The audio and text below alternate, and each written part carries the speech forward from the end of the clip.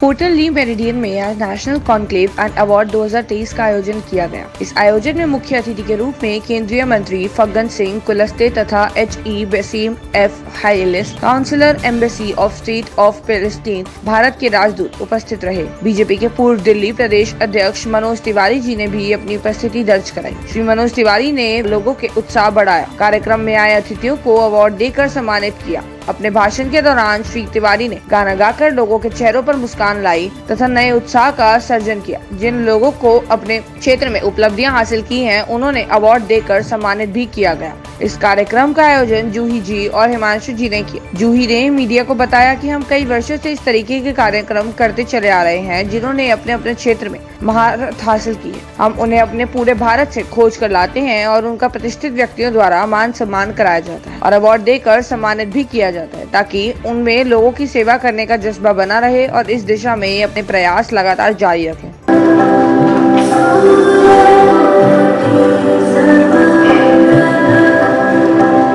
पता है कि यहाँ पे नेशनल ग्लोबल अवार्ड है और India contribution in global economy 2023 ये विषय भी है।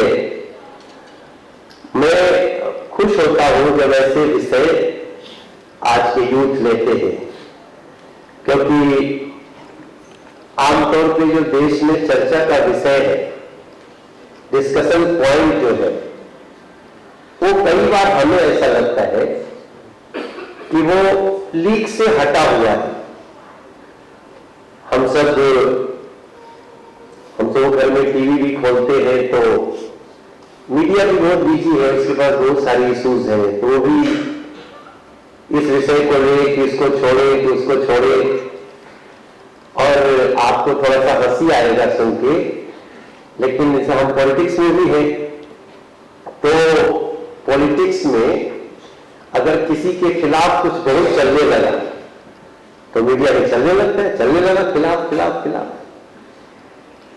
तो कई बार मैं देखता हूं जिसके खिलाफ चल रहा होता है ना, वो प्रार्थना करता है कोई दूसरी बड़ी घटना घट जाए तो हमारा वाला चला जाए। मुझे business excellency entrepreneur of the year का अवार्ड मिला है यहाँ पर, और बहुत ही अच्छा इवेंट है। मैं काफ़ी टाइम से इस ऑर्गेनाइजेशन में जुड़ा हुआ हूँ। इंटीग्रेटेड अचीवर्स जो कि एंटरप्रेन्योर्स को और गवर्नमेंट पॉलिसीज़ को और आपका जो भी हमारा प्रधानमंत्री मोदी का जो लक्ष्य है एक स्टार्टअप और डिजिटल इंडिया बनाने का, उस पर बहुत ज़्यादा काम कर रही है और इसी तरह काफ़ी नए यंग एंटरप्रेन्योर्स को सपोर्ट करती आई है। उसमें से मैं एक खुद हूँ और I run a complete solution marketing company in Delhi, और it was a lovely event. क्या कहेंगे नेशनल कॉन्क्लेव एंड अवार्ड जो 2023 का वितरण किया है, इसके बारे में? बहुत अच्छा अवार्ड था। इससे जब भी अवार्ड किसी को मिलता है तो इंसान बहुत मोटिवेटेड होता है, और मोटिवेशन ही एक चीज़ है जो आदमी लोगों को आगे बढ़ाते हुए ले जाता है। मेरी लाइफ के में भी मेरा एक मोटिवेशन था, कि एक स्पार्क था कि मुझे अपनी लाइफ में कुछ बहुत अलग करना है अपनी पूरी फैमिली से, पूरे अपने मतलब मेरी फैमिली में आज तक जो मैं कर रहा हूँ कोई कर नहीं रहा। I wanted to be away and out of the box thing, so which I am doing, and this award has really let me do that. कैसा लग रहा है आपको ये आपको अवार्ड देखे? अवार्ड देके तो बहुत ही अच्छा लग रहा है, लेकिन जिनको मिला है अवार्ड वो इसी लायक थे कि उनको अवार्ड दिया जाए, ऐसी फेलिसिटेशन हो। और ये हम जो अवार्ड कॉन्क्लेव हमने किया है वो इसीलिए किया है कि ऑल ओवर इंडिया से जो लोग अच्छा काम कर रहे हैं, एटलीस्ट थोड़े थोड़े लोगों को चुन के हम लोग उनको अवार्ड दें, उनको मोटिवेट करें कि वो अब जिस भी फील्ड में काम कर रहे हैं वो उस फील्ड में करते रहें, ताकि देश बढ़ता रहे। जी मेरा सवाल ये है कि आप जितने आपने आज अवार्ड बांटे, ये लोगों को सर्च कैसे किए, कहाँ से ढूंढते हैं आप, और माध्यम क्या है आपको इन लोगों तक पहुंचने का? जी, हमारा एक पैरामीटर है और उस पैरामीटर के अकॉर्डिंग हम लोग ऑनलाइन देखते रहते हैं कौन कैसा काम कर रहा है, फिर उनकी प्रोफाइल शॉर्टलिस्ट करके एक नॉमिनेशन के पूरा प्रोसेस होता है, उसमें हम लोग शॉर्टलिस्ट करते हैं। अपने ज्यूरी मेंबर से अप्रूवल करने के बाद हम लोगों को फेलिसिटेट करते हैं। आपने आपके कार्यक्रम के स्टार्टिंग में एक डांस प्रोग्राम किया, एक गरीब बच्चों के द्वारा जो डांस का जो प्रोग्राम रखा गया, आप ऐसी संस्थाओं को भी आप अपने साथ जोड़ के लाती है जो गरीब बच्चों को प्रोत्साहित करती है, क्या कहेंगे आप? जी, हमारा लोगों को सम्मान करने के साथ साथ हमारा एक एजेंडा ये भी रहता है कि हम ऐसे बच्चों को मोटिवेट करें जो फ्यूचर है इंडिया का।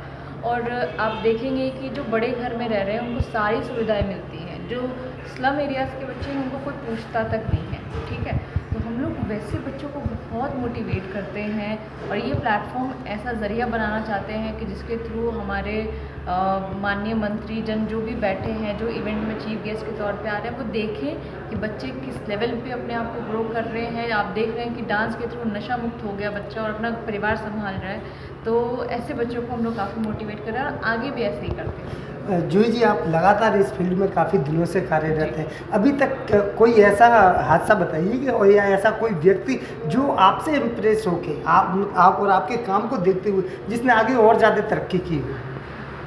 ऐसा तो मैं ऑनेस्टली बताऊं, मुझसे ना, मैं तो उन लोगों के आगे कुछ भी नहीं हूँ, लेकिन इस इवेंट में अवार्ड से जब सम्मान उनको मिलता है तो उनको एक और जिज्ञासा होती है और काम करने की। तो साल दर साल और अच्छे होते जा रहे हैं अपने काम में और लगन से अपना काम कर रहे हैं और मोटिवेटेड रहते हैं अपना जो भी काम कर रहे हैं, जिस फील्ड में काम कर रहे हैं उसको करते रहने के लिए। आपने जैसे कि हम पिछले प्रोग्राम की आप बात करें कि आपके प्रोग्राम में जो अवार्डी आए थे वो कागज़ को भी उन्होंने अवॉइड करके एक रेसे से कई चीज़ें, प्लेटें बनाने का काम किया, कई चीज़ों का काम किया। तो ऐसे लोगों को आप अवार्ड तो देते हैं, मान सम्मान तो करते हैं, लेकिन इन लोगों को ढूंढ के लाना कितनी मेहनत का काम लगता है आपको? बहुत मुश्किल है, बहुत मुश्किल है। क्योंकि मैं ऑनेस्टली बताऊं तो ये लोग खुद ही इतना व्यस्त रहते हैं, ठीक है। इन लोगों से बात करना, इन लोगों की प्रोफाइल शॉर्टलिस्ट करना, उसमें भी कौन सही है कौन गलत है उसको शॉर्टलिस्ट करने में हमें काफ़ी महीने लग जाते हैं। आज ही अवार्ड पाके मुझे बहुत अच्छा लगा, मुझे बहुत सम्मानित महसूस हुआ। मुझे लगता है कि इसको मिलने से मेरे ऊपर और रिस्पॉन्सिबिलिटी बढ़ी है ताकि मैं अपने काम को और ज़्यादा रिस्पॉन्सिबिलिटी के साथ करूं और बेहतर करूं, ताकि जो है मैं लोगों तक जो है जस्टिस पहुंचाने का काम जो मेरा है मैं उसको कर सकूं अच्छे से। In all over India, yeah, in all states,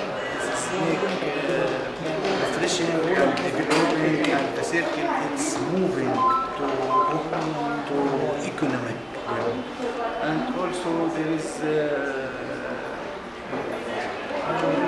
preparing about not economic. See Delhi now, it's more beautiful every time cleaning the street and every time there is trees and it's look like factories now.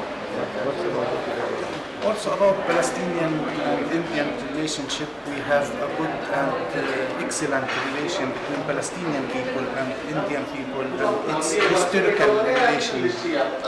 Every time Indian people support us in many fields, and still there is many Palestinian students studying in India in the past, and still this is a very nice experience about me working in India. It's sixth mission to me, but India it's different. It's big experience about me. It's not a normal state. It's big country.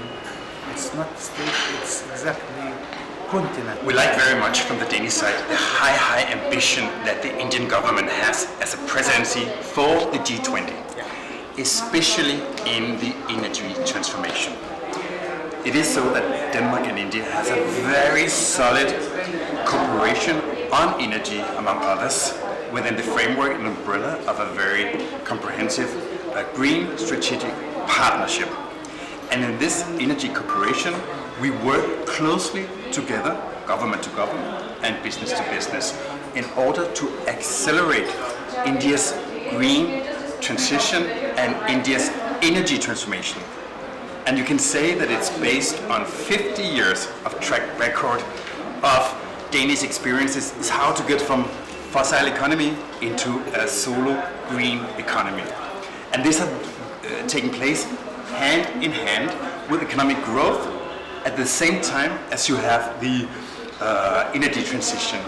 And that's why Honorable Prime Minister Modi is so aware and keen of the Danish experiences that he visited Denmark officially the 3rd of May last year, an official visit to Europe,